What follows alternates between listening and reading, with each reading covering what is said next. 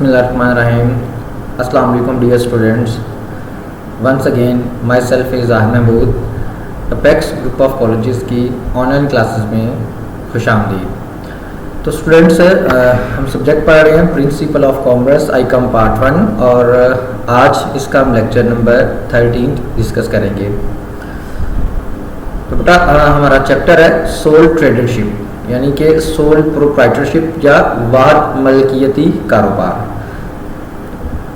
تو آج ہم نے ٹاپک پڑھنا ہے میرٹس آف سول ٹریڈرشپ یعنی کہ واحد ملکیتی کاروبار کے فوائد کون سے ہیں.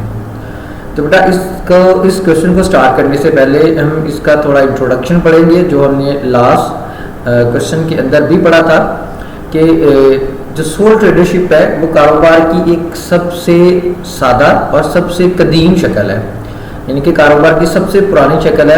اب اس طرح کے کاروبار کو بنانے کے لیے آپ کو کسی طرح کی کوئی لیگل پروویژن یعنی کہ قانونی چارہ جوئی یا کوئی رجسٹریشن وغیرہ کی ضرورت نہیں ہوتی. اب اس بزنس کو کاروبار کی جو شکل ہے اس سے وہ بندہ جو کسی کے پاس ملازمت نہیں کرنا چاہتا جو کسی کے پاس کام نہیں کرنا چاہتا اپنا خود کا بزنس سٹارٹ کرنا چاہتا ہے تو وہ پرسن اس کاروبار کی شکل کو سٹارٹ کر سکتا ہے. تو اس طرح کے کاروبار میں آپ کو کسی طرح کی کوئی قانونی پابندیوں کا سامنا نہیں ہوتا اور جو کوئی بھی کاروباری بندہ ہے جو بزنس کرنا چاہتا ہے وہ ایک مناسب لوکیشن پہ یا ایک مناسب لوکیشن جو اس کے بزنس کے لیے سوٹیبل ہے وہاں پہ اپنا کاروبار جب چاہے جس وقت چاہے سٹارٹ کر سکتا ہے. تو یہ تھوڑا سا اس کا انٹروڈکشن ہے جو ہم نے لاسٹ کلاس میں بھی پڑھا تھا. اب آتے ہیں اس کی ڈیفینیشنز کی طرف. تو سب سے پہلے ایک ڈیفینیشن ہے ڈی ڈبلیو اسٹیفرڈ کی. وہ کہتا ہے کہ it is a simplest form of business which is own and control by one person. کہ یہ ایک کاروبار کی ایک ایسی سادہ شکل ہے جو ایک ہی بندے کی ملکیت میں ہوتی ہے یعنی کہ ایک ہی پرسن اس کو چلاتا ہے. اسی طرح سے ایک اور ڈیفینیشن ہے جی بیکر کی. وہ کہتا ہے کہ sole proprietorship is a business operated by one person to earn profit. کہ واحد ملکیتی کاروبار ایک ایسا کاروبار ہے جو ایک بندہ ہی چلاتا ہے نفع کمانے کے لیے. اسی طرح سے ایک اور ڈیفینیشن ہے مسٹر مارٹن کی. اس نے لکھا ہے کہ sole tradership is a type of business organisation in which one person owns and operates a business. کہ واحد ملکیتی کاروبار کی ایک ایسی شکل ہے جس میں ایک ہی بندہ کاروبار کو چلاتا ہے اور ایک ہی بندہ کاروبار کا مالک ہوتا ہے. تو بیٹا یہ 3 ڈیفینیشن ہیں آپ کے پاس. ان میں سے آپ کو جو 2 ڈیفینیشن ایزی لگتی ہیں ایٹ لیسٹ 2 ڈیفینیشن آپ نے اپنے کوشچن کے اندر لکھنی ہے. تو آگے بڑھتے ہیں اس کے میرٹس آف سول ٹریڈرشپ یعنی کہ واحد ملکیتی کاروبار کو شروع کرنے کے فائدے کون کون سے ہیں. تو سب سے پہلے ہمارے پاس ہے ایزی فارمیشن یعنی کہ تشکیل میں آسانی.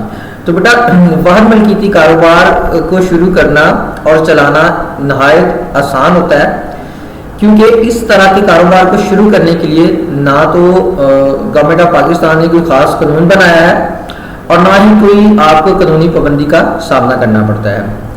اس لیے اس طرح کے بزنس کو آپ بغیر کسی مشکل کے اور بغیر کوئی وقت ضائع کیے آپ جب چاہیں اپنی مرضی سے شروع کر سکتے ہیں.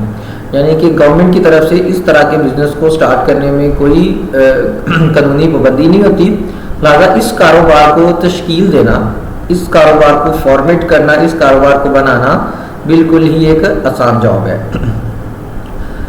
اسی طرح سے اگر نمبر 2 پہ بات کی جائے تو ہے پرسنل انٹرسٹ یعنی کہ ذاتی دلچسپی. اب دیکھیے واحد ملکیتی کاروبار ہم جانتے ہیں کہ ایک ہی بندہ اس میں مالک ہوتا ہے فرد واحد کی ملکیت میں ہوتا ہے.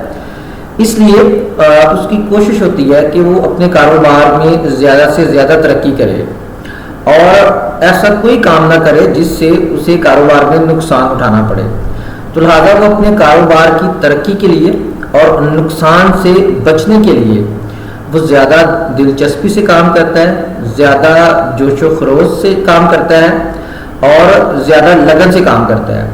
کیونکہ جب وہ یہ تمام کاروباری جو امور ہے احسن طریقے سے سر انجام دے گا زیادہ دلچسپی لے کے سر انجام دے گا تو ڈیفینیٹلی اس کو بزنس میں پروفٹ بھی زیادہ ہوگا.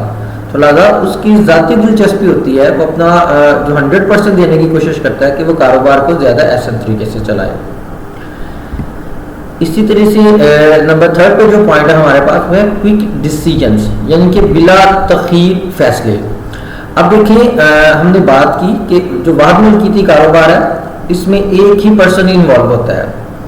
اب واحد ملکیتی کاروبار میں جو فیصلے ہیں وہ بلا تخیر کیے جاتے ہیں کاروبار کی بہتری کے لیے، مطلب کہ اس میں ایک ہی پرسن انوالو ہوتا ہے اور اس شخص نے کسی بھی دوسرے شخص کے ساتھ کوئی مشاورت نہیں کرنی ہوتی، کوئی اس کے ساتھ معاملات نہیں طے کرنے ہوتے، تو لہٰذا وہ جب چاہے کاروبار کے متعلق کوئی بھی فیصلہ لے سکتا ہے، کیونکہ کسی بھی نئی کاروباری پالیسی کو اختیار کرنے کے لیے نہ تو اسے کسی دفتری کارروائی کا سامنا کرنا پڑتا ہے اور نہ ہی کسی دوسرے شخص یا دوسرے ادارے سے اسے مشورہ لینے کی ضرورت ہوتی ہے یا نہ اسے مشورہ لینا پڑتا ہے، تو اس لیے وہ اپنے فیصلے کرنے میں خود مختار ہوتا ہے اور اپنے فیصلے جلد از جلد کر سکتا ہے۔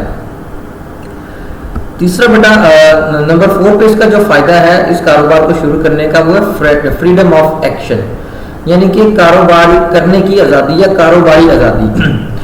اب دیکھیں ہم نے پہلے بات کی کہ اس بزنس کے اندر جو بزنس مین ہے وہ مکمل طور پہ آزاد ہوتا ہے، یعنی کہ مکمل طور پہ خود مختار ہوتا ہے، اسے کسی دوسرے پرسن سے صلاح مشورہ کرنے کی کوئی ضرورت نہیں ہوتی، نہ وہ صلاح مشورہ کرنے کا پابند ہوتا ہے، اس لیے وہ کسی بھی دخل اندازی کے بغیر یا اپنی مرضی سے بغیر اپنے کاروبار کی بہتری کے لیے کاروباری فیصلے لے سکتا ہے تاکہ اپنے کاروبار کو بہتر طریقے سے چلا سکے، یعنی کہ اس کو بزنس کرنے میں مکمل آزادی ہوتی ہے، وہ کسی کا پابند نہیں ہوتا، کسی نے اس کے اوپر کوئی حکم نہیں چلانا ہوتا، لہٰذا اس کا بڑا فائدہ یہ ہے کہ اس کو بزنس میں بالکل آزادی ہوتی ہے۔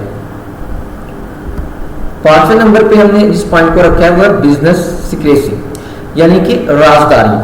اب دیکھیں بیٹا ہم جانتے ہیں کہ اس کاروبار کے اندر ایک ہی پرسن انوالو ہوتا ہے اور کوئی بھی بزنس ہو اس کی کامیابی یا ناکامی کا انحصار بہت حد تک اس کاروبار کی رازداری پہ ہوتا ہے۔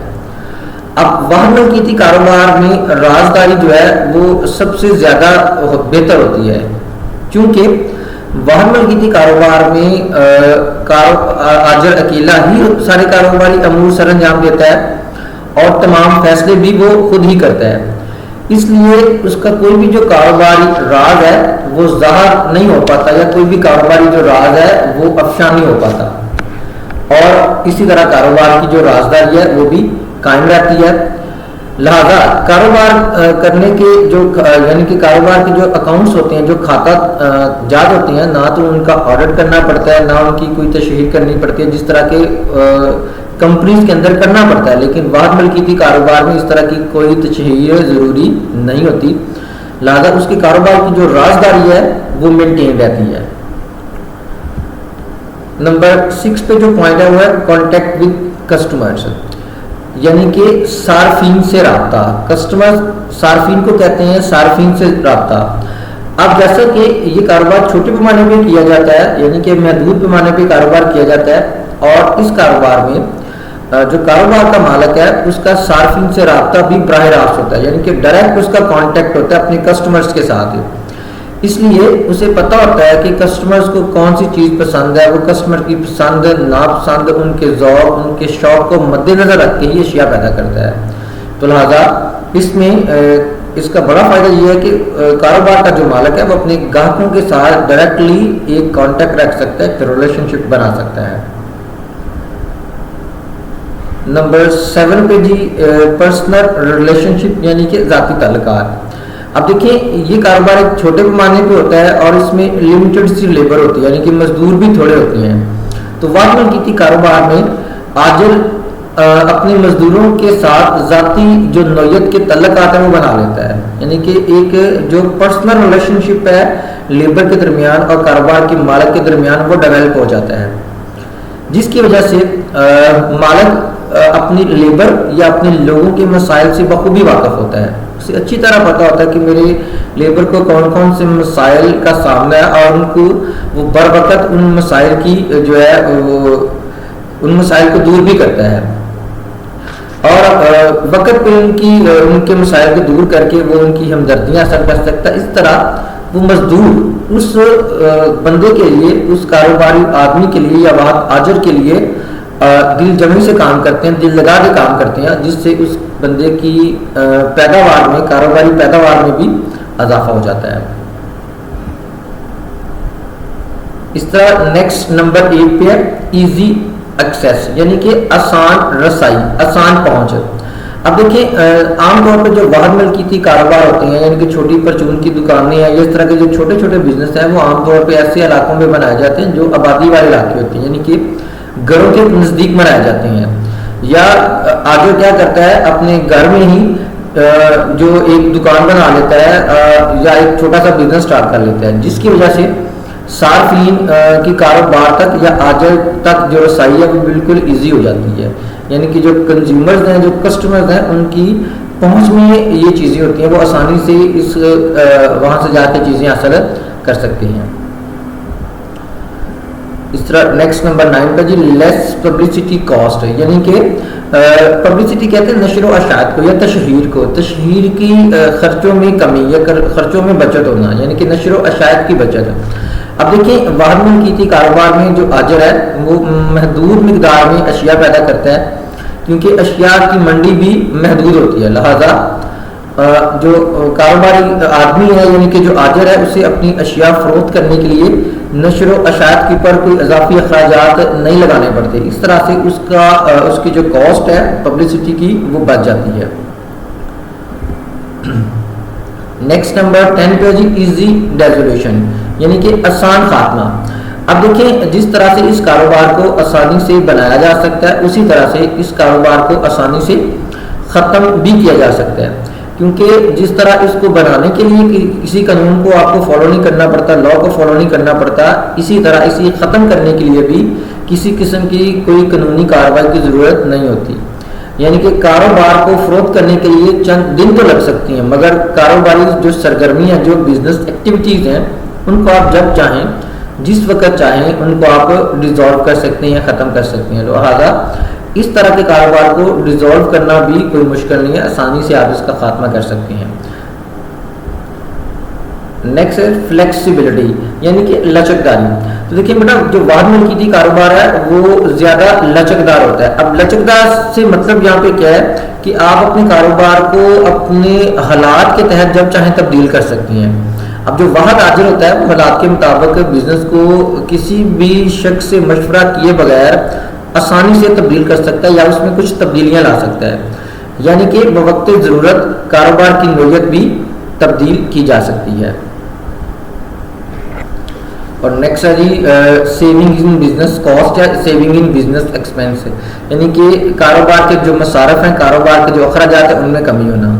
اب دیکھیں چونکہ جو واحد ملکیتی کاروبار ہے وہ چھوٹے پیمانے پہ ہوتا ہے، اس لیے اس کو چلانے کے لیے آپ کے پاس ایک تجربہ کار ٹیم کی ضرورت آپ کو پیش نہیں آتی.